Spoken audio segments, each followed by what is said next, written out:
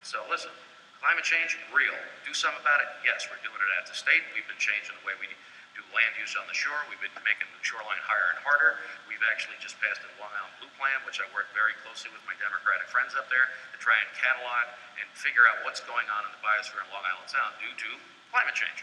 What's actually happening out there? Because there's been a lot of talk, there hasn't been a lot of science, at least in Long Island Sound. Globally, there's been a lot of science. So again, talk is cheap, doing things is not cheap, and it's time to stop talking about it every 2 years at a debate and actually doing stuff about it. And if I get elected, I'm hopefully I'll be on the Energy and Commerce Committee because I'd like to continue doing the environmental work I've done because that's what I do. So John asks, who cares if it's man-caused, anthropogenic? Who cares? I care profoundly, and I care profoundly for two reasons. Number one, leadership requires clarity. And I've heard for years now, I'm not a scientist. I don't know. It's not clear. It is clear.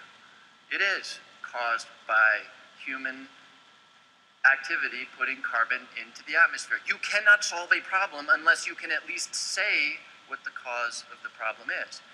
So I care that we say it is caused by our activities of several hundred years of putting a lot of carbon into the atmosphere. Only by acknowledging that fact are we going to get at the cause and then develop the political consensus necessary to take some admittedly hard steps to solve the problem. Really focusing on what the primary cause is actually is off target. Why this thing's been a political football again, like a lot of these things for how many years. It's like saying, all right, I have a headache, and instead of just taking an aspirin, you're focusing on, do I have a headache because I have a fever, or do I have a headache because I have a fever? Well, I'm not going to take an aspirin until I figure out what exactly the cause is, or I got an idea. Let's take the aspirin and solve the problem.